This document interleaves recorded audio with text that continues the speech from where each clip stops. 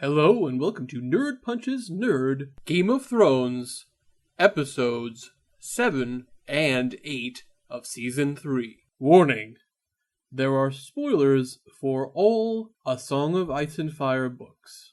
Okay, so today we're going to talk about the last two episodes of Game of Thrones, and I believe those were episodes 7 and 8. Am I correct? Yeah. I believe so, 7 and 8. Right, so we had the Bear and the Maiden Fair was the first one, so we'll talk about that. Alright, and the 8th episode was called Second Sons, so I would just say, why don't we just talk about, each one and see what we think about it. I think what we can first just initially say overall is it turns out our prediction about how they were going to end the season turns out to be incorrect. Because we thought, if you remember from our last episode where we were talking about this, we predicted that the end of the season would end with Sam killing one of the White Walkers or others or whatever they're calling them. Right. Yeah. Yes, that was my prediction. And so that didn't happen. That didn't happen. It happened at the end of an episode, which was towards the end of the season, but it didn't happen as the last thing in the season. And it also happened differently than it happened differently than the book, right? He did in front of Dolores, Ed, and Pip, right? Correct. So it was a little bit different. There were other members of the Night's Watch, and they saw him do it when he did it. Yeah. All right. So we can get back to Dolores what that Ed. might mean. Oh my God, he's not even in the show. What a shame. Yeah, I hope they're still gonna bring him in. Well, if we're going to talk about who we He's a miss the great character. most, the person I miss the most isn't Brown Ben, but Strong Belwas, as played by Dwayne Johnson, The Rock. That would be so cool. Or Rikishi. Rikishi. No, Rikishi could no. do it. I'm right. Or Rikishi could do Strong Belwas, but he could do Brown Ben Plum, but I think Rikishi would be good Strong Belwas. Y'all know I'm right. He's a terrible actor. Brown Ben Plum. Isn't he a white guy? I don't remember. Is he? His name is Brown Ben Plum, but... So wait. I mean, no, he's a Second Sons guy. No, he had brown skin. All right, we should get into... Isn't he Westerosi? No. Isn't he related to the Plums of wherever? Sure. He has brown skin. The noble house of Plum? He has brown skin. That's basically it. And his mom is a Dothraki. His mom is a Dothraki. Where are you reading it? I'm reading it from the official wiki of Ice and Fire. He says he's part Braavosi, Summer Islander, Ibbenese, Kahoric, Dothraki, Dornish, and Westerosi. So, and he's possibly related to some Plum, but who knows? All right. So let's talk about the Bear and the Maiden Fair. So obviously when we heard the name of the episode, we knew what was going to happen. Right. But I think it's really interesting to me because that episode, I think 7, was perhaps in my opinion like the worst episode of Game of Thrones I've seen, and it's unfortunate because it was George R. R. Martin writing it. Uh-huh. But it didn't. But Jeremy, you made a point when we were talking at one point. You said you think he might have been kind of handcuffed into doing certain things because it didn't seem like his writing. Like he's usually like it was like kind of campy and like kind of like just there was just dumb shit going on. And some of it definitely seemed. I thought like his. Yes. Okay. Which scenes didn't you like? Yes, we can both hear you. Yeah. Benjy, which scenes didn't you like in that episode? Okay. I'm trying to remember. Okay, so let's go back through it. The ones I did like. Well, first let me say this, and some of the things that have been best this season were Jaime, because Jaime has just really shined in this season as he does in Storm of Swords. So that's really linked up really well. Right. And those are the good things I liked about the episode. What happened? So I didn't like what they were doing with Gendry. That's when they took Gendry into the wagon, right? 7th one, right? No. That was the one before. Really? So, okay, let me just quickly tell you what happened. So, there was the Robin to Lisa thing with the ass and the pregnancy. There was the stuff with... That's alright. Okay. There was the stuff with Orell and Ygritte and Jon Snow, where they were walking. There was the stuff between Marjorie and Sansa, where Sansa was talking about how stupid she was, and Marjorie was intimating that she might be into her. Right, so we had the Sansa thing where she said she was stupid, and she had the little thing with Marjorie, the kind of, are they lesbians or are they not? And then you had the thing where Tyrion was complaining to Bronn. Then you had the scene with Tywin and Joffrey. Then you had this. What was he complaining? Who? What was he complaining to? What was Tyrion complaining to Bronn about? That he has to marry Sansa, and Shay's mad at him. Yeah. There was the Tywin Joffrey scene. There was the scene where they were talking to the guy from Yunkai, and he was scared off a little bit by the dragons. There was a short scene where Arya is kidnapped by the Hound. There was a scene with Bran where Osha talks about her zombie ex-husband. Yeah. There's the scene where Melisandre tells Gendry that his father was Robert, and of course there's the bear scene.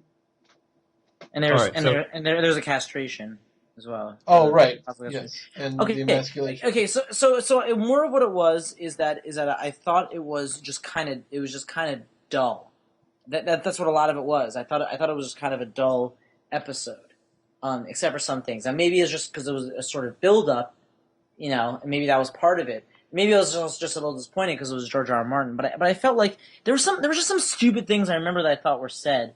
I didn't mind the Ramsay thing. One of my friends said that he thought it was too soon for them to do that. That like the tension was building up nicely with how he was being like tortured. You know what I mean? And that it was really scary. But now it's sort of like it cut the slack. I don't know if I necessarily agree with that. But I feel like there was just a lot of like just kind of dead moments and a lot of like.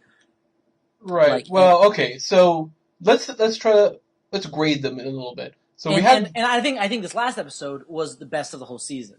So well, I don't agree with that, but I did like it. So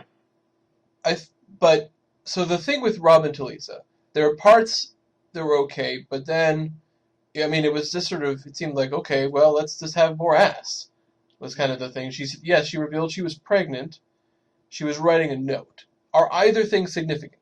Now, some people think that Talisa might be taking the role of Jane Poole, and that way Ramsay can kidnap her, and we don't have to introduce a new character. Okay. Which could make sense. Right. And she's writing a note to her mother, which could be real, or it could be that spy theory that people keep talking about, where people think spy theory? It's called the honeypot theory, where people think that Talisa is a secret Lannister, and this was all part of the plan to get in good with Robb and send back information. Well, I guess she was helping out Lannister men. Yeah, there's a little bit of evidence, but it's not like that strong. Yeah. And it's one of those things where it could be interpreted multiple ways, but it's interesting. I guess in 2 weeks we'll find out, I assume. Yeah. But I don't know. That seems like pretty far-fetched to me. Well, that's what a lot of people think. Oh wait, and wasn't Roz dead at the end of the 7th episode? Or was that the 6th? That was the 6th 6th episode. Okay. Yeah. Well, I was fine with that. Remember the climb where he's like, right. And then Roz said, I want to not be dead.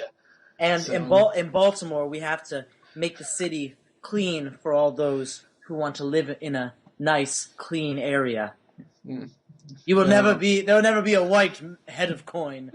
Master of coin. No, Sam, you haven't seen it, but it's from this. There's this blog that they had, the VH1 blog they had for the first 2 seasons. German I read, which was pretty fucking funny. And they would have like that whole thing. You have some text, and you have either like videos. It's like the whole Tumblr sort of thing. You have videos, and you have like a picture. And they would have pictures, and they had like word bubbles. And they had Cersei saying at some point. Cersei saying at some point, like, you fool, Carcetti, you know there could never be a white master of coin. Yeah. Baltimore never elect a white master of coin, that's what it was. Yes, exactly. Yeah. So there was also the stuff with Ygritte and Orell, like where he says, like, I'm into you, and, there's the part where he talks to Jon and says, hey, blah, blah, blah, stop being a pussy. And then Ygritte sees a windmill. She's like, "Is that a giant castle? Amazing!" It's like, "No, it's a windmill." He's like, he's like, "Come on, let's get back on the road." Oh, a road! It's like, come on. And it's like, okay, I see what your roads. I see what you're doing here. After he called you out on not realizing that this was really small, you're like, oh, you fancy roads. What's a feint? What's a swoon? What is cool is actually it seems like they're getting Thurman Giantsbane's character down. Well, that's because George R. R. Martin actually wrote that part. That's right, because he's just saying all this stuff. Exactly. See, that's what I'm saying, how you can notice a few things. Another thing... Right, there were a few things. Now, here's what's interesting. I thought Kit Harington did a pretty good job, relatively speaking, acting-wise here. And I heard an interesting theory, which is finally that they're not filming in Iceland. Maybe he's not, uncomfortable all the time. What do you mean? Well, a lot of people theorize that one of the reasons why he got worse acting-wise is because he was just frozen. And Iceland's not supposed to be that cold. I don't know. Oh, it is. I thought Greenland is the cold place, and these theories. We don't need to get it. These theories are really kind of this is when you talk about how good actors or actresses are. I mean, it's fun to talk about, but I mean, it kind of works because Jon Snow's kind of sullen, but I don't know. I'm not such a fan of how Kit Harington does things. I think it's kind of dull. I don't think it's bad. Well, the real problem with Jon Snow is that there's so much in his head that it's... Exactly. I don't know if there's really a good way to adapt it. Yeah, I mean, he's a very reserved character. He's not like a fiery kind of... it's just not his style. Yeah, he always seems very thoughtful in the books because he's always thinking about things. And he's definitely always thinking about consequences.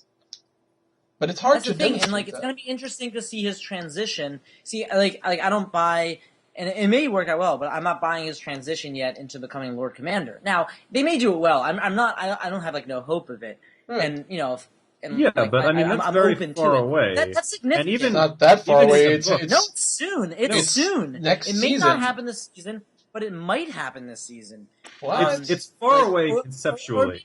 No, it's not going to happen because right now he's with this band of wildlings, and they're on this raiding party. Like, there's a lot of stuff that has to happen before anyone talks about electing Jon Snow. Like, he hasn't even returned to the Night's Watch yet. He has to return. Then there's like a war with the wildlings, and Stannis comes and kills all the wildlings. And, like, there's a lot of... And then he becomes Lord Commander. And like, it's only at that point, like after he's gone through all these other experiences, Ygritte dies and all of that. Like. Well, she does during the raid. There's a lot that has to happen first. Does she die? Does she die from the Night's Watch, or does she die from? She dies from the Night's Watch before the big battle. She dies. There's like a raid, and the Night's Watch fights off the raid. Like Jon, if I remember right, Jon leaves the wildlings. Yes, he runs away from the Night's Watch to warn them, and then the raiding party attacks Castle Black, and they all get killed. And then, like, the rest of the wildlings come later and fight, like, a huge battle. Yes. Right. Yes, exactly. Right. And Jon is basically, like, running the show in Castle Black, even at that point. Yeah, but we're not there yet. Part. So, well, he's not back, but it'll be interesting to see if anything happens with that. So, I liked parts of that, but it was a little slow. Yeah. The Robb stuff was the really slow part. Because it really felt like they were trying to make you care about them. But I never really cared about them in the show. Actually, I mean, I actually like the moment when I thought that was and it definitely sets up some tragedy. If was Jane Westerling killed? Jane Westerling was killed. No, she wasn't. Really? No, she kind of disappears, and then later. There's this girl that pops up who people say is Arya Stark, and they're like, "Oh, we found Arya Stark again," even though it's obviously not Arya. That was Jane Poole. No. Jane Poole. They think Jane Poole. They think is Sansa. Oh no, I'm sorry. I'm getting confused. I'm getting Jane Poole and Jane Westerling confused. Sorry. Let me back up. No, they don't think Jane Poole is Sansa. Jane Westerling does not get killed. She loses her child. Right. Yeah, because she her loses mother her child, or whoever, or the child is aborted, or something like that. But she's still like around. she's after the whole Red Wedding. I forget exactly what happens to her, but she's like sort of publicly. She's somewhere. a hostage. Yeah. Right. But Jade Poole is the one who Yeah. it was basically still in King's Landing, and the Lannisters pretended that she was still Arya, so that they could marry her off and pretend it was Arya. Right. Remember? That's And right. what we asked And that was Jane what's going on Poole. currently in the books. Then Jane Poole manages to escape. That's confirmed in the 5th book, right? That it actually is Jane Poole. Of Yeah, course. yeah. Theon recognizes her. Straight out. Yeah, Theon's like, oh, you're Jane Poole. You know. Yeah. And of course she has to pretend to be Arya. Right. And then No, she pretends to be Sansa, I'm pretty sure. No, it's Arya. no, Pretends- Arya. Arya? Yeah, you're getting confused. She was Sansa's friend. Right. But she pretends to be Arya? Yes. Why would Well, they again, then pretend they to be Sansa? forced I her. don't think- but- They forced her No, but why Arya as opposed to Sansa? Why didn't they say that she's because Sansa? Sansa had Because escaped. everybody knows what Sansa looks like. Yeah. Okay, that's what I thought. Yeah. They would. Okay. It's obvious that she's not Sansa. Right, so they wanted to do something with the Boltons. So they sent Arya, quote unquote, to marry Ramsay, which she does. Yeah. Now, as we know, horrible things happened to her, but she probably wasn't severely mutilated. Right. And then she does manage to get away with the help of Mance. And then,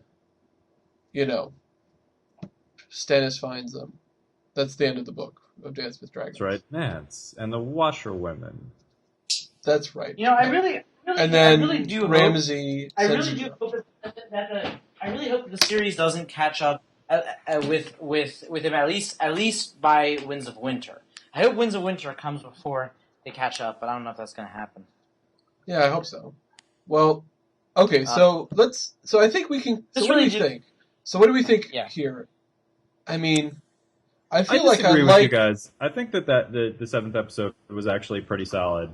I'll give you that the Robin to Lisa stuff was like a little slow and didn't really Oh. go anywhere. Well, that wasn't actually my opinion, because what I was Um, trying to say is that I yeah. thought that there were some very strong scenes, but because there were these slow ones, it made it seem like the episode was worse.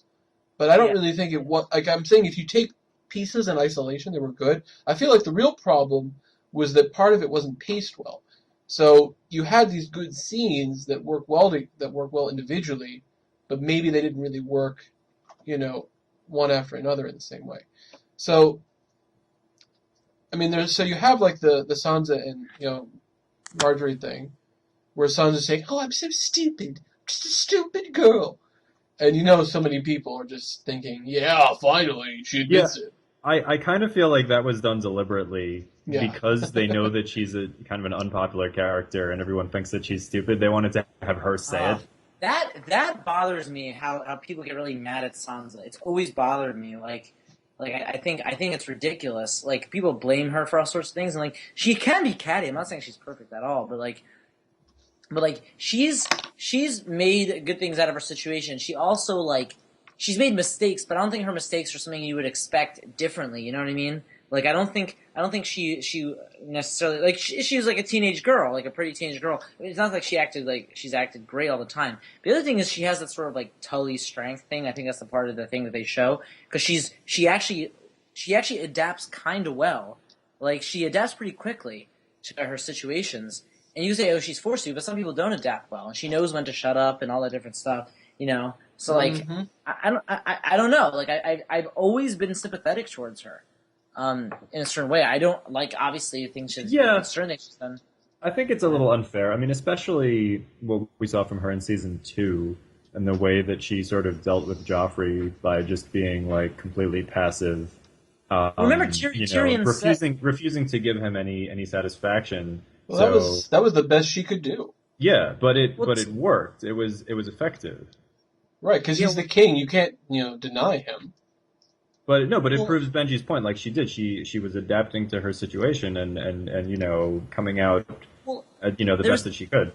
There was that whole thing that Tyrion said, like when Tyrion went over to her. This was I think before Battle of the Blackwater or something like that, or maybe a little before the riot. And Tyrion said, this is season 2. Tyrion said to Sansa I'm so sorry for your loss or something like that, and then said something like asked her like her allegiance side, like I'm sorry for all this stuff, and she said Joffrey is my true betrothed and I love him, I'll do anything for him, and he's like, Lady Sansa, you might survive us yet, that whole thing, because she was able to play the game of Thrones quite well. There's a line from the book. There's a line from the book. I don't think that was terrible. That was not even worth laughing at. But okay. I laughed at how stupid it was. All right.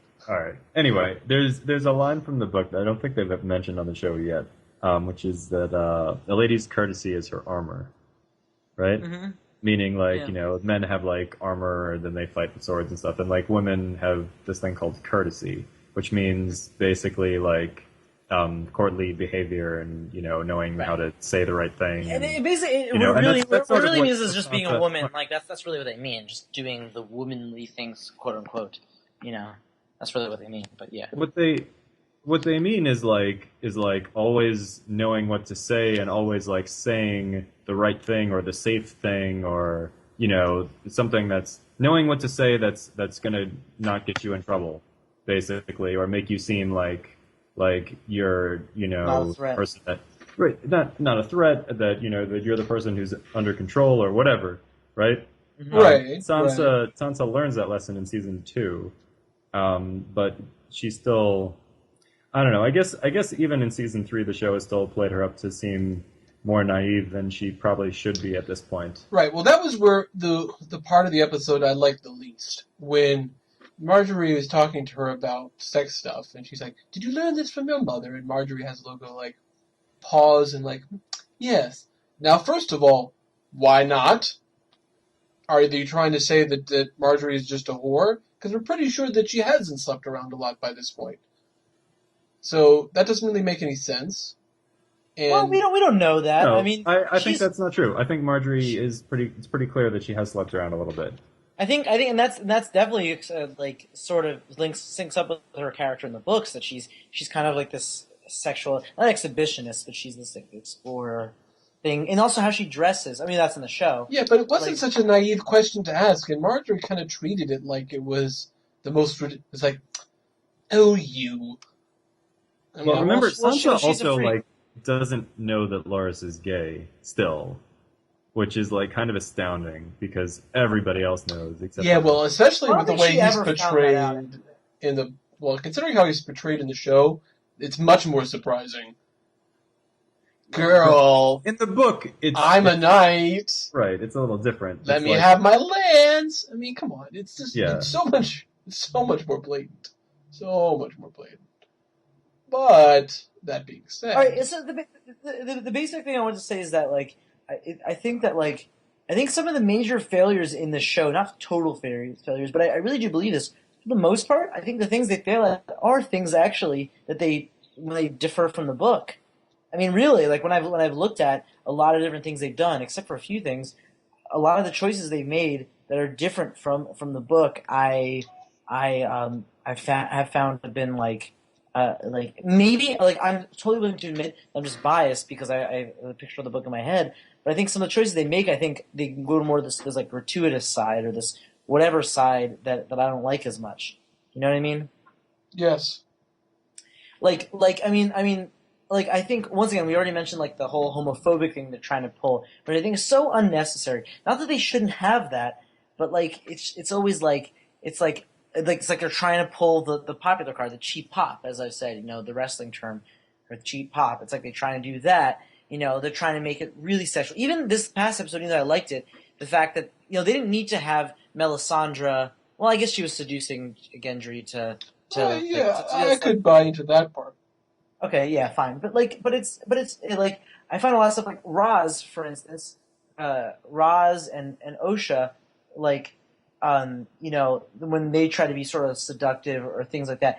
And once again, like George R. R. Martin, what he says, which I agree with, is that, sex is a part of life, like, to show it's not a bad thing. And I don't think that necessarily they shouldn't show any sex, or actually I have no problem with them showing a lot of the women there anyway, but like, or whatever. But like, at the same time, some of this women is gratuitous just because, like, you can tell, just because they want to make it sexy or something like that. And like, that like doesn't necessarily serve it. especially that scene. I really didn't like that scene. Like I think it was episode 2 when Podrick is surrounded by all the whores and they're demonstrating. That was just stupid. I found, and then the whole thing that they're doing with Shay. I don't know why they made those choices with Shay because I think it's becoming a little ridiculous. And Shay, and what they're probably going to do, what I think they're going to do is they're going to have Shay's going to turn on Tyrion because if she's so pissed off about the Sansa thing or whatever. I think that's what they're going to do. Right. Well, that more or less is how it happened in the book. The thing with Shay. She was upset about it? Yeah, that is true to the book. Oh, really? Oh, maybe Yeah, true. But I agree with you that there's a lot more sex on the show than in the book, which is funny because people talk about the books as having a lot of sex. And they do have a lot of sex, but not nearly as much as the show. But he does it. No. But the way they do some of this extra sex in the show is like they don't like they. Okay, for instance, when Osha seduces Theon, like if she were seducing, like the way they do in the book, they do it a little more realistic. Where often, if like it seems like this, if it's like a realistic seduction, I think it makes more sense. You get closer and you do all this stuff. She does this whole like show off thing. Here's my naked body. Like, I don't know. Every seduction can look different or blah, blah, blah. I don't know. Well, it's funny that you say that because she actually sort of said that it didn't really make sense because she said someone like that would have a lot of body hair. She'd have body hair, even if she was naturally good looking. It was just, that was so, like, I thought it was just so thrown in. A lot of the things were just very much thrown in, and especially that scene with Podrick. Like, when he's with the whores, that sort of thing doesn't happen in the book where it's like, and look at this, or look at this, or look at this in this very, like, dramatic way. And you heard the music was like this sort of, like, kitschy music. Like, and she does a Miranese knot. Ha ha ha. It's like they stooped to Zack Snyder level. No, they didn't. I shouldn't say that. That's sacrilege. But, So mean. But you know what I mean? So I think some of the places they've deferred have actually been worse. That's the thing, and sometimes you have to consolidate. Wait, I thought you were saying that the places where they differed from the book were better. No. And now you're saying they're worse. No. I meant. Sorry if I said it that way to begin with. I meant the places where they've deferred from the book. I haven't liked as much. The stuff in the show, the choices they made. I am fine with them showing the Ramsay thing now. I'm totally fine with that. And I think they're doing a good job. Some people don't like it, fine, but like I think it's fine with that. I'm fine with them showing Barristan this early and revealing him. I understand that whole thing, but like, I don't know. Like I think I get why they're doing the torture stuff now.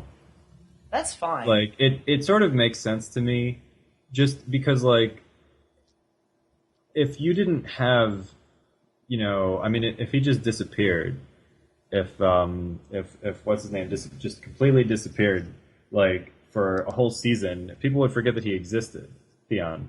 They would say like, I think, and then when it would be like, true, but we already talked about it. Like I don't remember, right? Like it's so I understand why they want to sort of keep his story going, just so people don't like completely lose track of where he is. Yeah, but remember, we already talked about how I'm fine with that. We think it would work better if it had been a little bit different and if they had ended it a little sooner. Yeah.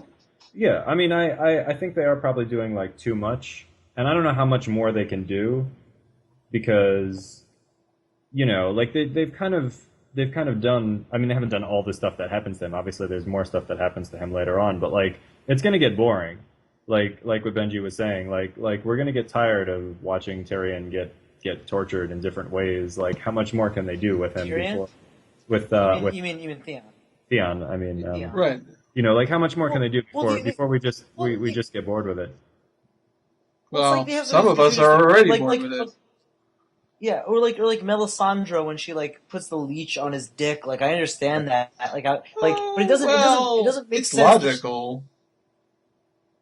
Yeah, but like no, okay, so it makes sense for Ramsay to do something like that. You know what I mean? No, but she wasn't doing it for torture reasons. She was doing it because she thought that was the best way to get like the power of the blood thing. I mean, I get that. Yeah. I don't know. I will say that I actually. Go ahead, Benji. I don't know. I think I'm trying to remember what it was in the 7th episode that I thought was like. Well, first of all, I just don't like a lot of Tyrion's interactions with Shay. Right, right. Like I don't like a lot of this. I also don't really like her like as an actress in the show. I think she's one of the weaker links. But like, um, at the same time too, I mean, I don't know, there are things I liked. But anyway, go ahead, Sam.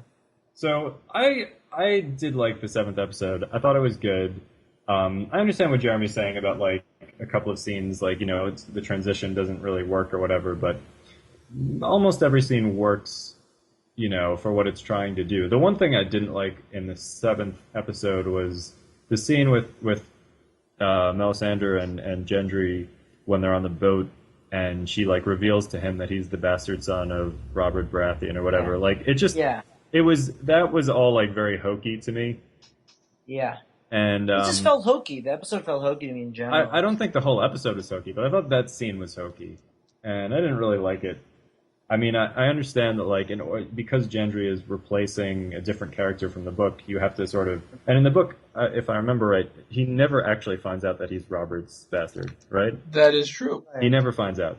But I mean, so you have to, I don't even mind that reveal it to him. choice. If you're gonna swap him out for Edward Storm, you do have to reveal it to him. Fine, but like it could have been done in a way that was less hokey than what it was. I thought. Other than that, though, I thought the whole episode was pretty strong. I don't really have any complaints about it. I thought it was good. I don't know. Well, what can I say? I did really... the scene with in Yunkai with the Yunkish guy, and Daenerys. Thought that was particularly good. Which one? In eighth or seventh one? And the seventh one, the one with the representative of the city of Yunkai.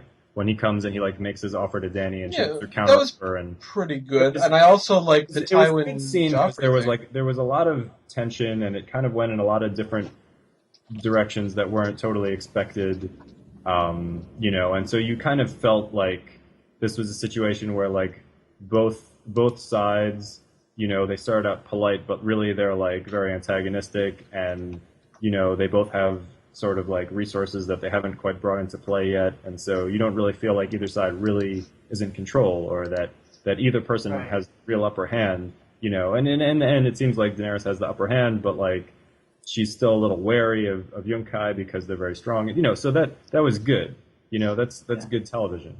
I would say that's even better than the scene with Joffrey and Tywin, just because like because that scene was fairly predictable. That like Joffrey is going to be intimidated by Tywin because Tywin is just like too strong a force of personality, and so basically all it was like Joffrey like being sulky and petulant, which and I will say he's the actor. Jack Gleason, I think he's not totally underrated, but kind of. He's actually, I think, does one of the best performances of the show because he is so Joffrey. People who are able to differentiate him from the character, he's not underrated. But no, he's not I'll just say that much. I think people clearly recognize that he's outstanding in that role. Everyone that I'm aware of who that I've spoken to, they're like, he's great. He's so good at the Joffrey role. He nailed Joffrey. So that scene was good just because we got to see Joffrey, being kind of a sulky child, but it was like a little like there was no real question of like of who was really in charge. There was no real power imbalance, or it wasn't balanced in the sense that like Tywin had all of the power and Joffrey had none of the power. Right. And I thought the scene with Yunkai, the Yunkish whatever his name is, the wise master of Yunkai, and Daenerys was better because there was more tension, and it wasn't really clear who was really the one that was powerful. Well, it was just cool, like Tywin sort of dressing him down, just sort of like I did appreciate the whole undercutting way without saying it, and he like the two main things. He's like, well, it's not proper to bring a king in on matters that he knows nothing about, or whatever. And then he said, and then I remember how he got closer, and he said like, if you would, he's like, it's all the way in the tower, and he said, and he gets closer, and he's like, if you would like, we could arrange to have you carried. That's true. So it was whatever. It was fun to watch, but it wasn't a particularly strong scene. Not in the way that like or like Jamie rescuing Brienne from the bear was like much more exciting because, I mean, you kind of thought that Jamie would rescue her from the bear, but like we just saw Jamie's hand get cut off. We don't know what the fuck's gonna happen. Like the bear could fucking kill Jamie at this point, Right. And Brienne actually gets beaten up pretty bad by that bear. Yeah. So that was, Yeah. I mean, that was a better scene. I think whatever, Tywin swinging his big dick around is like, Right. I mean, it's fun to watch, but it's not like real drama. Okay. Right, but it was interesting that I thought that Joffrey mentioned the dragons. Because he didn't in the book. He mentioned the dragons? What did he say again? What did he say? Well, he was just saying, he's like, what about all these I've heard of dragons? And then, Tywin says something like, oh, that's ridiculous. It's far away, who cares? It's funny because, of course, in the book that didn't really happen. I mean, they talked about it, but, it was kind of dismissed. Right. Do you think Joffrey's going to die this season? No. No, he's not. For sure not. Right, I'm forgetting the whole order of things. But Jeremy, you had said that you thought that there were things that they forced, like it seemed like they might have handcuffed George R. R. into writing for the 7th episode. Yeah, for example, the Talisa Robb scene, the Theon scene. That's the Gendry Melisandre scene. Yeah. I mean, that stuff was all added anyway, so. Yeah. I mean, I feel like it was definitely something like that. Must have happened. Yeah. But, I mean, yeah, I think it's a little weak, but it's not, I didn't hate it. Yeah. Okay, well, we should probably move on to the 8th episode because... right. Let's do that. That's the next episode. I thought it started out strong and ended strong. So, You know what I mean? I was disappointed in the 8th episode because they never told us, what happened to that bear. It was it was a huge cliffhanger from the 7th episode, and then what happened nothing. to the bear? Yeah. Oh, that was great, Jeremy. What you sent me with the quote that said like they had him jump in the bear pit. He goes, "I immediately regret this decision." the whole Anchorman thing. That's great. It would have been great if Baxter came in. I was actually kind of, I don't know, when it happened, I kind of was like watching. I was like, wait, in the books they just kill the bear like straight off, like 8 people shoot it with arrows and it dies. So in the show, that I think they wanted to make it a little more dramatic. So they're like, well, what if the bear doesn't die and they have to like escape out of the pit with the bear chasing them, which is fine. And in a way, it's good. Does Jamie jump in? Yeah, of course. Yep. Yeah, he jumps in the pit, and then they just shoot the bear and kill it because they don't want it to kill Jamie. Yep, exactly. So in the show, they had the one guy shoot the bear with a crossbow, and then because it's a crossbow, of course he can't get another shot off. So nobody else can do anything because they're all just standing around, which was like a little bit silly. It was almost like they're like, "What do we do? I don't know. Let's just see how this plays out." Yeah. And then,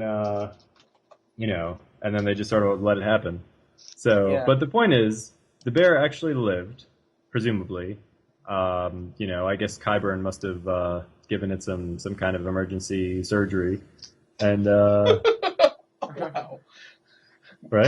Qyburn. And then it's going to continue to live its happy bear life.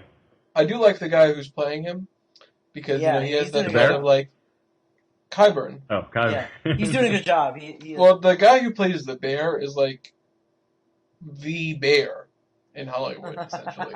It was Andy Bart- Serkis. He's called. His name. Of course, yeah, it was yeah. Andy Serkis. His name is Bart the Bear, Yeah. and And he's a Maiden Fair. he's actually the second one. He's called Little Bart the Bear. He's not related. The original Bart the Bear was like this guy, this one born in 1977 or something and died in 2000. He was a Kodiak bear, which means he's huge. Right. And he was in like all these movies, like White Fang and Grizzly, etc. And he really broke the racial barrier in the 60s. Didn't he though? And of course, Bart the Bear, the one that we saw, has been in such things as Scrubs, Dr. Dolittle 2. Alright, we should get back to Game of and so Thrones. on. No more Eddie Murphy movies. Oh God, I don't even know if was Eddie Murphy in Doctor Dolittle too. Yeah, he played Dr. Dolittle. I guess you're right.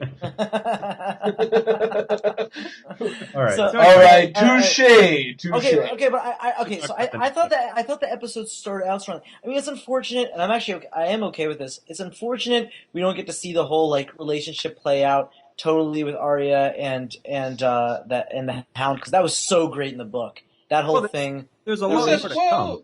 There's plenty. Yeah, I mean, There's a lot more to come because remember, No, after well- the Red Wedding, they're stuck That's- together for a while after that. Exactly. A while? Yeah, Really?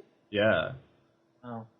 But anyway, I thought, but I thought that was good how it started. You know, obviously you knew she wasn't going to actually kill him. I mean, I don't know. Maybe people thought that if they hadn't read or watched anything or whatever, they thought she was gonna kill him. I mean, but even the point is, it was good how that whole thing happened, how he explained, you know, everything, and I actually think the guy who plays the Hound does a really good job as well. He's pretty solid with that.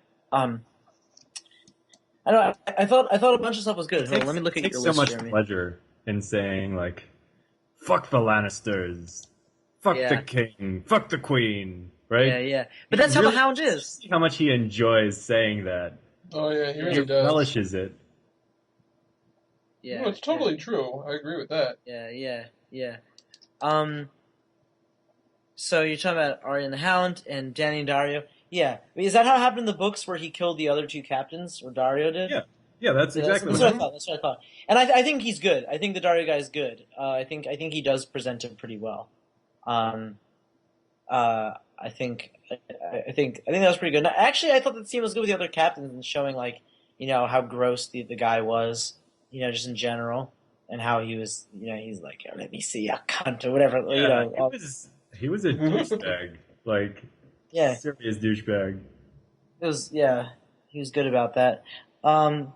And like it definitely sets up some things for Dario, and especially that she sort of comes out naked from the bath, you know, and like, you know, that sort of sets up some like sexual, I guess, tension with them or whatever. So, I thought that was well done. Even the Gendry thing, I thought it was good, and I think it was interesting where Melisandre was talking about, you know, her poor upbringing and whatever, and being a slave and all that stuff. So, and then whenever we see Davos, I like it. So. Yeah, I mean he's pretty great. I mean, I did like that. You know, it's interesting because I've heard some people in talking about the episode and also about, you know, the whole Lord of Light thing. It's like, well, man, with all these miracles, why wouldn't you believe? I said, well, there's a simple reason. What if you think that he's actually like the devil instead? You know, what if you think he's like, you know, there's like dark powers? And with Melisandre, it kind of seems like that's a real fear. Yeah, although I'm kind of sad that like that Davos didn't keep his faith the way that he does in the book. In the book, he remains faithful to the Seven throughout, you know, and in the show they've just made him like, you know, just completely lose his faith. Atheist. Yeah, where he's like, I don't think there are any gods or whatever, you know. The god, what does he say? The gods are just a fairy tale that we tell our children so they can sleep at night or something like that. Yes. Yeah, so I didn't really like that. Well, that's like another example of like when they're like, what I don't like it when they're trying to like sort of toe this like modern progressive line. I don't know. I often don't like this sort of thing. There's this book called it's a great book. This guy Mark Haddon, that's called like The Curious Case of the Dog in the Night or something like that. And it's from the perspective, and it's from the perspective of like a kid with like Asperger's or high functioning autism. And it's a great book. But one thing they throw in, I feel like the guy just threw it in there just because he wanted to throw it in there. He threw in like him like talking about God. I don't think God exists because of this and this. And I don't have a problem if there's a character saying that or people saying that. But it felt like it was just thrown in, you know, just to make a sort of point. You know what I mean? Mm-hmm. And like that's how I feel about certain things in the show. You know, they're throwing in some of the anti-religious stuff, and they're throwing in like the homophobic stuff or whatever. In like, not that the show's homophobic, they're trying to show, you know, characters as homophobic. Yeah, they and kind of do the same again, thing with Arya. right? Because somebody asked. This is going back to the previous episode, but like somebody asked Arya about believing in the Lord of Light, and she says that's not my god, and and they say who is your god, right? And we expect her to say the old gods of the north, but instead she just says death, right? Yeah, well, so she's also foreshadowing. You're right. So she's also abandoned her faith, and now and she now believes in nothing except for revenge and murder and all of that, which is kind of heavy for an 11-year-old girl or however old she's supposed to be. Yeah.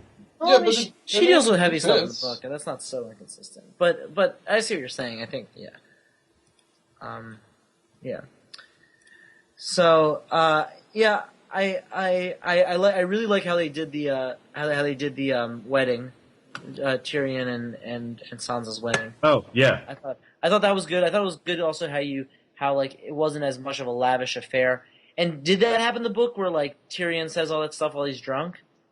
Yes. Effectively, yes. Pretty much it happened exactly. The way they deviated from the book, which is interesting, is that in the book, there's no stool, right? He walks up he's going to put the cloak on her, and she's supposed to kneel down, but she doesn't kneel down because she's being stubborn for some reason, right? Right.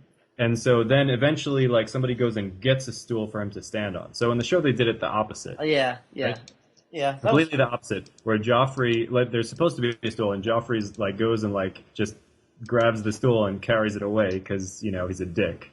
And and then, like, Tyrion's like, oh, I have to put the cloak on you. And then she does kneel down. And I think the reason they did that was because they decided that Sansa refusing to kneel would just be, like, kind of obnoxious and it would make people hate her even more than they already hate her. Right. That's my guess as to why they changed that. And because they're not as sympathetic because one thing that makes her sympathetic that counterbalances her, I guess, in the book, that makes her sympathetic and that can still counterbalance is that she starts to like the idea of being with Willis Tyrell, the cripple. Mm-hmm. You know what I mean? Yeah, and that makes her a little more endearing. She starts to convince herself. Right, that that's what it is. Okay. Right. So then her being stuck, all that stuff. And then she struggles with, like, Tyrion's kindness. She doesn't even want to admit it to herself, but, like, at certain points she's like, oh, she's too kind. Oh, I can't think like that. Right, well, he's much uglier in the books, which is another thing they did that was kind of interesting, which is that if you remember in episode 7, she says something like, oh, he's handsome. He's handsome, and his scar makes him look better. Yeah, that was such a deviation from the book, like him being handsome. Whatever. But yeah. Well, I mean, I think part of that is, and I think the real reason they didn't actually chop his nose off was just for makeup related reasons. Like it would have been too much of a production to actually like have him in every episode with like his nose missing. I mean, they could have done it, but it would have been quite a lot of trouble to go through with it. And it's possible that it would have made him hideous enough that like fans would have just been like totally grossed out and would not have wanted to like look at him. Although I just speculate on that. But getting back to the wedding, I agree with you. I really liked the wedding a lot. I thought it was really well done. They really captured the sense that like this is just sort of a kind of miserable affair where everyone has to like pretend that they're having a good time, but nobody actually is having a good time. Yeah, the only one who isn't pretending is Cersei. Right. Not at all. Yeah. Right. Although at least she's like being quiet about it. And then, unlike Tyrion stumbling around drunk and, threatening Joffrey and all of that, like it was just really well done. The whole thing was really well executed. And then the scene with Tyrion and Sansa was actually kind of nice. Yeah, that was also Sophie Turner I think does a pretty fantastic job of Sansa, I think, in general. She gets those like subtleties too, and how she acts and sort of it, and she always has to throw in like her little like bitchy lines kind of without like totally doing it, and she's like and what if I never want you or something like that. Well, she didn't quite say Sansa. Like that. She said that in the book. No, I know. No, I'm saying just Sansa in general. I was switching back to Sansa. I don't think that's a bitchy thing for her to say. Like, I mean, she made it clear. No, that she it never... was her finally like asserting something. Yeah. Yeah, and like Tyrion understood, but the whole thing also with Tyrion, like in the book, is that he wants to, for a little bit. Then he says no, and then he stops it. He does want to here also, Mm-hmm. but he can't let himself do it. Yeah. Yep. I mean, he waits basically until it's sort of like, oh no, don't do it. Yeah. He waits until like she's the last bit of underwear. It's like, okay, wait. I let you take off all your clothes except your underwear. Let's just do this from now on. You get naked in front of me, and I'll say no, I don't want it, and it'll make me feel good, and and I'll jack off in the corner. I think in the book she actually does get completely naked. Yeah. I'm pretty They sure. They both are, and it's from her perspective, and she talks about how disgusting his dick is. She's like even his manhood was ugly. I think you were wrong about that. I'm right, and I remember the line. Perspective, I think she does not remember the line at all. Bullshit. Do any of you have Storm of Swords with you? Not right. And the lines that she uses, it's in her head. She said it was even his manhood was ugly. It was something like it was short, thick, and veiny, and had a bulbous purple head. Okay, this is from. Mm-hmm. That sounds right. I will admit that. I'm right, Sam. Wait. You can suck a bulbous purple penis. All right, calm down. Settle down, Benjy. You know what? It is from her perspective, and I know. She says like she can see that he desires her or something like that, right? Yeah, that's and right. He says something like, "You understand that I want you." Like he says, like trying to say, like, "You do understand this" or whatever. Trying to be how he is, but like. Yeah. Yep. Well, you feel a little bad for him in a sense because he's trying to do the right thing, but he's also not really doing the best thing he could be doing. I mean, I feel like even though perhaps the way he dealt with the situation with the betting was probably the best thing he could do, he could be a lot more gallant to her. Yeah. I mean, she's just like terrified. Yeah. And he knows that she's terrified, so I feel like he could be a little bit nicer. Yeah. And and instead he's just being kind of muddled and confused. And it's just, Well, I mean, that's part of the thing.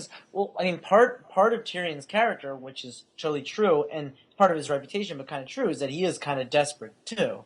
I mean, that's the thing. I mean, he doesn't, he doesn't have a lot of restraint in these matters, and it's kind of something I think he agreed with himself anyway, that he's not going to restrain himself at all anyway with whores or whatever. And like you understand, obviously, especially in the book, you understand why he's had all these prostitutes because that's what he can get, But I don't know.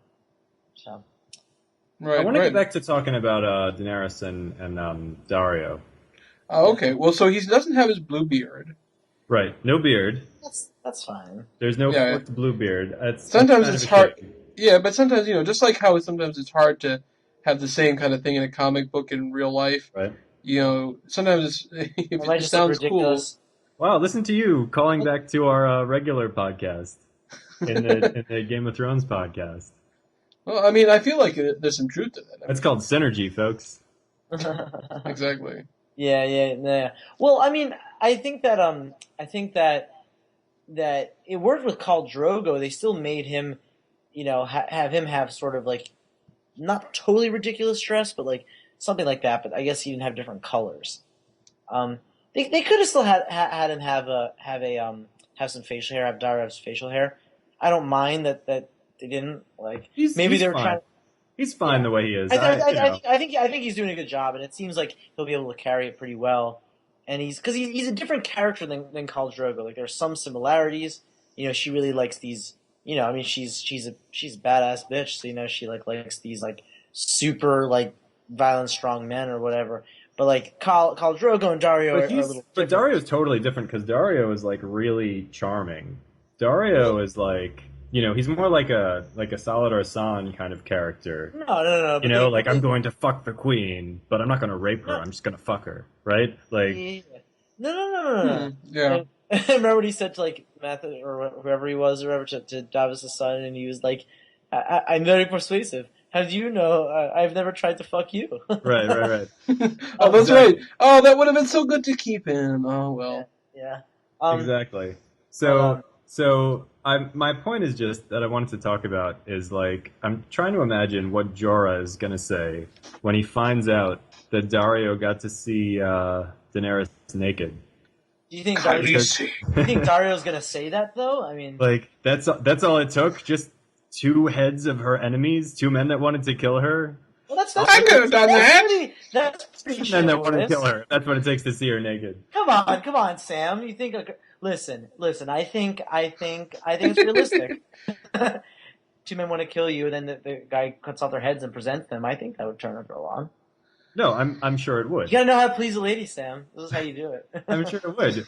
All I'm saying is I imagine Jorah is now gonna like go off on some mission, like to hunt down a bunch of men who want to kill Daenerys and bring her. What was that movie? 8 Heads in a Duffel Bag, right? Yeah, but do you actually watch it? Her 8 heads in a duffel bag and be like, when's my naked time? Let's go. Come on, naked time. I want naked time. That's true. Yeah. You do deserve your naked time. And one day, God willing, you will have it. That's right. It does kind of suck. Are we gonna get to see Arstan Whitebeard, aka Whitebeard, aka Barristan Selmy? You think we're gonna see him fight in a battle? Well, we've seen him fight a little bit already. I feel like we'll probably see something. The answer is yes, but not this season. Yeah, that's probably true. Wait. She fights Yunkai, right? She does, right? Yeah. No, they just give up? Pretty sure they just give up. They just free all the slaves, and she agrees to leave them in peace after they free all the slaves. I think that's what happens. Right. Yes, that sounds right. It's Meereen that she takes over. Yeah. Yeah. Yeah. So she's going to go conquer Meereen, and we're going to see Barristan kick some ass in Meereen, I presume. I wonder how they're going to show that. I mean, are they really going to show how badass he is? Because that would be cool. Because they do like, how are they going to do it? Because definitely, I mean, realistically, that actor, while he may be in good shape for his age or whatever, he's not going to be able to really show what Barristan was like. Because Barristan is supposed to be, obviously Barristan is this badass. Yeah, he's supposed to be like, but like one of the I wonder best if they're going to show it ever. In like a real way. I don't know. They showed a little bit of him fighting in the first season, I think, right? Yeah. Just a little bit. Not really. No. Did they? No. The only thing they showed was that when they released him from command, he sort of, and people were kind of scared when he like took off his like knight's armor and took out a sword for a second. He said like, even now I could cut through all of you, like cutting through cake. And all the Kingsguard was, yes. And you believed it. You're like, yeah, he probably could. And I'm sure the Kingsguard knew. They're like, oh yeah, he probably can. You really wanted to. Right, totally. You know what? One thing we didn't talk about, speaking of the Kingsguard, is Joffrey saying something to Sansa about how he thinks maybe he'll come and visit her at night, and have sex with her, and get the Kingsguard to hold her down while he does it. Yeah, but do you really think he was... I mean, I feel like for him it's just like, it's more exciting the idea of rape than actually raping. Yeah. He just wants to hurt them. Yeah. No, I think you're right. I think just the idea of having someone helpless and hurting them is like more appealing to him than the actual sexual desire. Mm-hmm. But it's interesting because in the book, it's only like someone mentions to Sansa, like, just because you're married, that's not going to stop him, right? So in the show, I think they wanted to make it like even more intense and immediate or whatever. So they had Joffrey just, even though it was a little out of character, because he doesn't behave badly in public, right? He behaves badly in private, but like in public, he knows how to act to make people think that he's not a complete psychopath. Well, kind of. So Kind of. this was like, He's Well- still moody. He's still moody. Like he still goes a little nutty, but he. Yeah, I mean, Well, there's a I don't know if reason you're. that people No, don't he like doesn't. him. He doesn't show he doesn't have the beating thing. No, he's pretty public with stuff. actually, he is kind of horrible in public. I take that back. He's like He He does he's like, he does a lot of horrible stuff in public. Yeah. Yeah. Oh, one thing we should talk about, Sam, and you made the Yeah. Facebook post about it, but you're right. Why did Sam fucking drop that dagger and leave it? Well, isn't that? I'm pretty sure that's what happens in the book, also. I don't think so. No, because what happens in the book is like the other is just like coming at him and he's holding the dagger, and the other pretty much just like impales itself on the dagger in his hand. So And he loses it. So I think he's still holding the dagger. I don't remember. I don't quite remember how it happens in the book. I feel like he lost Yeah. it. Maybe it broke. I don't know. Yeah, I I don't- think something like that. But I thought it was I for some reason I think that he did keep it though in the book. But in any case, it seems it's like ridiculous. Like unless he was just like scared out of his mind and he thought that it was like toxic or something, if he picked it up. But yeah. like Well, hello, well, like that's the only weapon you have that works against these guys. Why would you leave it behind? yeah, that was so ridiculous. But I think that the girl who plays Gilly is pretty good. And I also think they had a really good look for her because it's like it's interesting. It's like she definitely is kind of like not just like lowborn. She's kind of like what's it called? I wouldn't say trashy because that doesn't really exist back then. But she's clearly poor and whatever. And she looks like it. She looks like it. She looks like she didn't grow up with like any sort of wealth because she didn't or whatever. But she's also kind of pretty, which is like the thing, Which I think they do a good job, and I think they also do. I mean, they're also the guy who plays Sam. Definitely hits the nail on the head completely with Sam. Yeah. And I think with Gilly, they actually have a good rapport with each other because it's kind of like Sam is like he's like kind of nervous around her a little bit, but he also kind of wants to protect her. He does want to protect her, and he like tries to be kind of charming with her, but he also is bumbling. And she like kind of knows, but she like is kind of into him because he's like protecting her, Right. or whatever. And So it's like and she's kind of tough and kind of Right. like but she's also like kind of naive at the same time because she's so sheltered. yeah. Which and that makes whole her thing- an interesting character. And I thought that was cool. They really bonded over something when she like brought up about her father, like naming the kid Randall. He was like, "No, don't do that." And he's like, "My father." And she's like, "Is it cruel?" And he's like, "A different manner of cruel." And that was Yeah. kind of cool because Yeah. they could bond over that, And I thought that was really They're awful, awful fathers. Yeah, right. yeah, in two completely different ways. I wonder that they probably will eventually show Randall Tarley. I think they will. Well, he becomes slightly more important later on. And I mean, But just in Dance of Dragons, he's shown up a He's- lot. Doesn't he preside over Tyrion's trial? That sounds kind of familiar. Maybe, but even so, that almost doesn't matter. 'cause Or is it that could be Mace anybody. Tyrell? Well, he's a It's Tyrell Mace battleman. He's Yeah, Tyrell's not Randall Tarley, right? It's Mace Tyrell, I think, who Well, presides over Tyrion's trial. Benjy's right that the Tarleys are the bannermen of the Tyrells. Right, and the whole Yeah. thing is that pretty much like Randall Tarley like wins Mace Tyrell's battles. Like that's like the basic thing. And Mace Tyrell is like ridiculous. No, Yeah, but he- yeah, Randall Tarley does show up at some point, but it's in kind of a small role. I don't know if he's important enough that we'll ever actually see him in the book.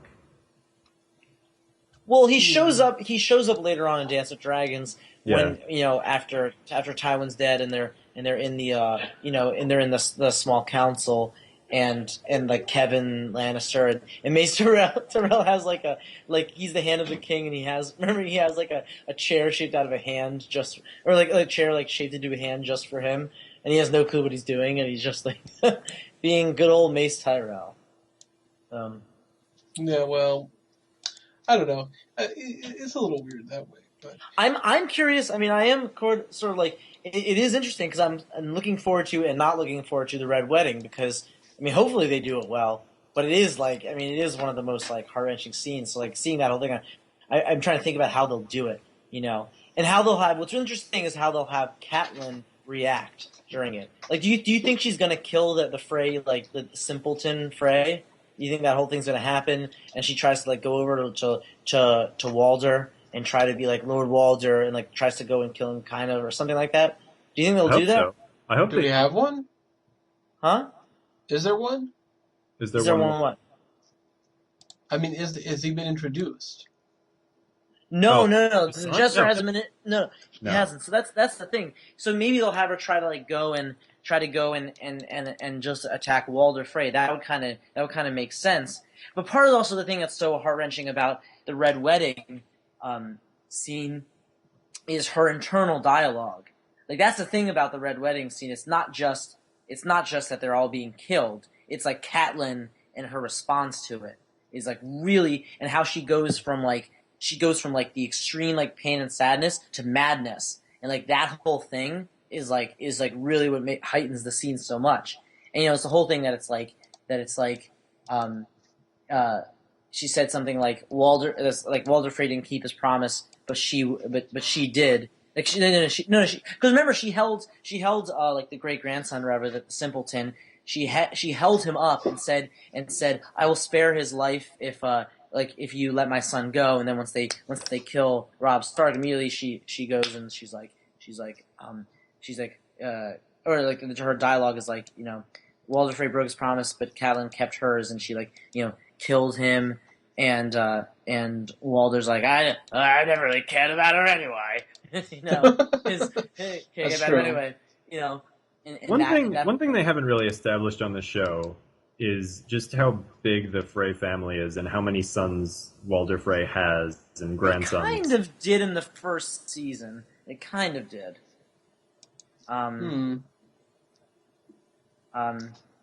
Yeah, but that is the main thing. Just like Frey, have all those people. Is it just the Freys, or were there Lannisters? What were the other families there that were on the Frey side?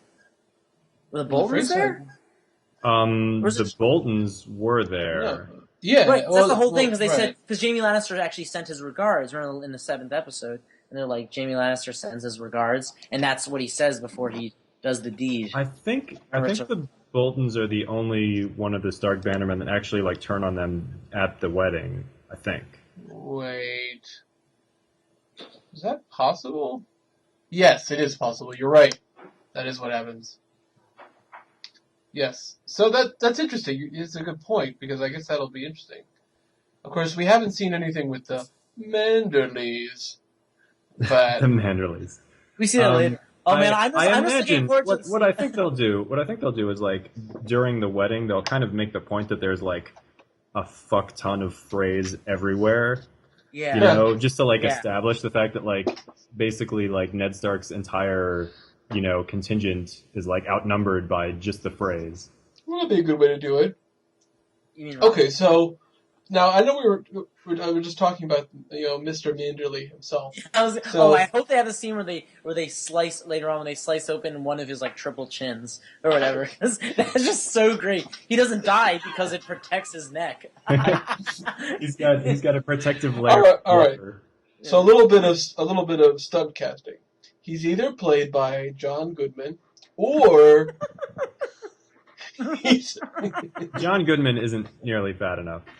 No, I know. Well, they made Magister Illyrio. Illyrio isn't nearly as fat at all in the show. Not at all. That's true. He walked. Yeah. That's almost like impossible for Illyrio in the show. I mean, in the books. But yeah. No, I think you're right. I think what's going to happen is that Manderley is actually going to be played by a series of pulleys and weights. Like they're going to go out to. Yeah, they're going to get. That's it. Repurpose Jabba the Hutt. And they'll have him go. Yes, Lord Manderley. At once, Lord Manderley. There's that great line. I remember that Wyman Manderley says in Dance with Dragons, where he's like when it really starts to fight off. He says like, well, it's okay that boy died, because if he had grown up, he would have grown up to be a Frey. Yeah, and then of course it's great because Roose Bolton is like, you guys can fight later. Right now we're not fighting. Later on you can kill each other. I don't care. I don't care if you just have everyone's balls fed while they're attached to the wolves. I don't care what you do. That's fine with me, just right now. Yeah. Well, all right. So let's think about this for a second, because I think we should just start getting to the end here. The next episode supposedly says something about Jon Snow's loyalty being tested. Something having to do with planning the invasion of Yunkai, of course, and then the wedding itself. And something with Bran. No, don't say all this stuff. I don't want to know. But What's the name of the episode? it's called The Reigns of Castamere. Ah, of course. Now, my question is, what do you think is going to happen with Yunkai? Is Yunkai going to just... Wait. Do they play... What? Do they play the Reigns of Castamere at the wedding? Right? They do that at Rob's wedding, right? Yep. That's the whole thing? The whole point. The musicians... Because remember, Catelyn is, like, noticing that the musicians really suck. Like, they're really bad, and, like, they're all, like, just not playing, like, they're like, the worst musicians. And then, like, the musicians, like, get rid of their instruments and just start, like, shooting people with arrows. Right, because they weren't really they're not actually musicians. They're just, like, hired killers. But they sing... Do they sing the Reigns of Castamere? Yes, they do sing the Reigns of Castamere. Uh-huh. Yep. Yeah, yep. Of course. And they just set that up in the last episode, where, like, they're... that Cersei was talking about the Reigns of Castamere. Right. So they're like, And then, so that way, Captain's like, what? Is that the Reigns of Castamere? What? Yeah. So, we talked about this before, about episode 10, and how it's called Baisa, which is the mother that Yunkai uses, which would seem to indicate that it has something to do with her freeing the slaves in Yunkai. Right. Because why else would they call it that? Do you think... Sorry, go ahead. Oh, I was just going to say, well, the real question is, what's going to happen with Storm of Swords? At the end, with the end of this, so I feel like we have a decent idea about what's going to happen, but is the 10th one going to have it start the raid? Is Ygritte going to die this season? Well, they usually have some event happen in the 10th episode as well. Usually the main thing is the 9th episode, but the 10th episode, they may have Arya boarding the ship. I think that's somewhat reasonable to think. Well, okay, because if they were going to do that, they would need to leave Sandor behind. I think they're going to skim over some of that stuff. Maybe they will. Maybe they will. Okay, so that's one possibility. So that she does the Volugorlis thing. Yeah. So here's what I think. I think that Arya is not going to go on the ship because there's like still more stuff that has to happen with her before that. Like she and the Hound have to run into. Remember they run into like Raph and Polliver and Tickler and kill them, right? So I think that's right. That all happens after the wedding. Oh fuck! Yes. Right. Because the Hound sees the Brotherhood again, right? And like in the Brotherhood, there's that great line that the Hound has. Remember, like they gave him the deed, and what's it called? And he comes back to the Brotherhood. And he's like, "I want gold." And they said, "We gave you the deed." And he's like, "I want my arse with that deed. I want my gold." Oh yeah. Yeah. That's right. That's right. No, you're right. Doesn't mean they're not going to. I mean, it doesn't mean that. that. Here's what I think. I think the Wildlings raid will happen this season, and Ygritte will die this season. That's my prediction. That's probably one of the last things that happens in the season. Do you think are they going to have the Joffrey wedding in the final episode? Do you think? No, for sure not. Joffrey's wedding is not going to happen until next season. I think it would make any sense. I think they have to push that to next season. Why do you think they have to push too much? I think you're right. So basically, you think it's just too much to pack in? Yeah, I feel like they'll be giving away something that people really want to see Joffrey. Joffrey's wedding is like a big deal. It's like a big, long thing. Of course. Like, there's going to be an entire episode just about his wedding. Yeah. Right. And I also, but it'll probably happen in the beginning or middle of the next season. They have to have the acrobat dwarfs, the dwarf follies where they're like, jousting at each other. Like all that stuff has to be in there. Yeah, well, I think they'll have like either an early episode or an episode in the middle where Joffrey dies because I think they'll have, they'll have the whole thing. probably the end of the season, your 9th or 10th episode, Tyrion, kills Tywin. You know what I mean? So they're gonna have to have the trial and the Tyrion killing Tywin is going to be, I imagine, one of the last things that happens in next season. Right. It'll probably it'll be the 9th or 10th episode. But like which one do you think is going to be Oberyn Martell? Oh my god! The 9th episode is probably going to be the combat between Oh Oberyn. my god! I'm so fucking psyched for that. That's my favorite scene in the whole series. Like that is so good. Ugh. Yeah. It's the whole thing because Oberyn is just so great, like with his spear. Also, they haven't even cast Oberyn yet, have they? They haven't. Nope. They haven't shown anyone from Dorne. That's the thing. Nope, they haven't. They haven't shown anyone from Dorne. I think they're gonna have to add things from Dorne. Nothing. They have to next season. In the book, nothing really happened in Dorne either until Oberyn shows up. Like he's the first exactly. that we even see. Right. Yeah, so there have been references to Dorne, but nothing happens yet. So we need to obviously do something with them, but we don't have to deal with that yet. Yeah, so I feel like they're gonna push off stuff with Meereen until next season, at least her going up to them, and I think she's just gonna free Yunkai in the final episode. Mm-hmm. Now, what else is gonna happen? So, do you think that Bran and Sam are gonna meet each other this season? Did they meet each other? They do, but it doesn't necessarily have to happen this season. I think that they're going to have the wildling attack. That's right, they meet each other because the whole thing with the mouth opening up. Right. Yeah. So I think they need to have the Ygritte thing, dying after Jon escapes. I think that's what's going to happen. I think the next episode, Jon's going to say, I have to, he realizes they're going to attack. No one's at Castle Black, or at least very few people. And it's mostly not warriors, so I need to go back and warn them. He does that, and then in the final episode, they maybe have a little fight, and Ygritte dies during that. Right. Yeah. I think that would make sense. Yeah.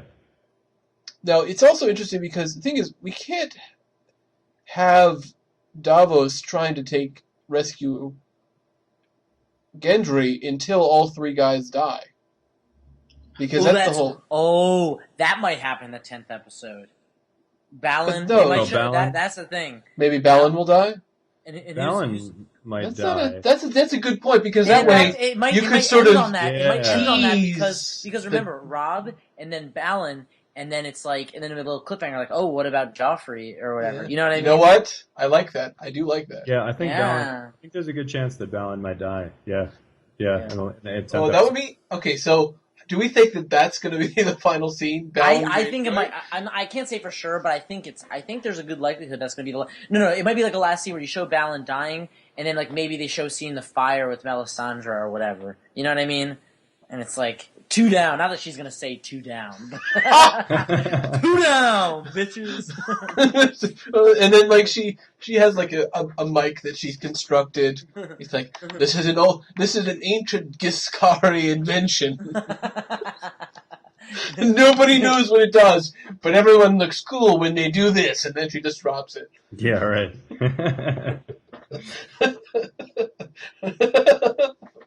Well, I feel like we should retcon that ancient Gis was actually a really advanced civilization that fell because they used a nuke on themselves, and that's what happened. And that's why everyone who tries to get into Old Valyria dies. From radiation poisoning? Exactly. Wait, everyone dies who tries to go to Old Valyria? Yeah, they do. It's like a Bermuda Triangle. It is. It is like a Bermuda Triangle. People just vanish in there. That's going to be cool. He's going to explore that, definitely, in one of the last two books. Alright, so after episode 9, we'll have to reconvene and see if any of our predictions came true, or if they just stuffed it all in there, if they had a split screen between Joffrey's wedding and Robb's wedding. Yeah, they have that, and then they have and then they make a third one where Tyrion just kills Shay and then kills Tywin, and then Jon becomes Lord Commander and then is stabbed in the back. What Okay. Wow. Well, you remember what George R. R. Martin said about the 7th book. He said in the 6th book everyone is going to die, and then the 7th book will just be 1,000 pages talking about like snow falling on a barren field. So I think the show is going to go in a similar direction. No. In the last split screen, you just see like Theon, and he's got a vagina, and he's like, "I got no balls anymore." Finally, we get to see a naked dude. Technically. But I do like this Gis idea, because what's really going to happen in the 10th episode is that Daenerys is going to see something and say, "What's this?" It's something from old Gis. Nobody knows what it does, and like she knocks on it really hard, and then it just blows up, and then it says, "Game is over," and that will be it. And then, people will be so and then mad. the parentheses of Over. Thrones and parentheses is over. That's when you have to have that clip from Street Fighter the movie where Raul Julia says, "Game over." Of course. Yeah, right. All Okay. right, yeah, I guess. So I think that was good, and we will reconvene next time. All right, sounds good. Yep. Nerd you later. Nerd you later.